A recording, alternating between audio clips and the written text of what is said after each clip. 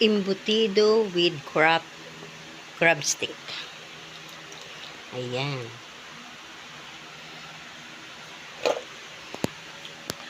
Hindi ko na nilagyan ng itlog at saka hotdog. Kaya my own recipe, nilagyan ko ng crab stick. Ayan.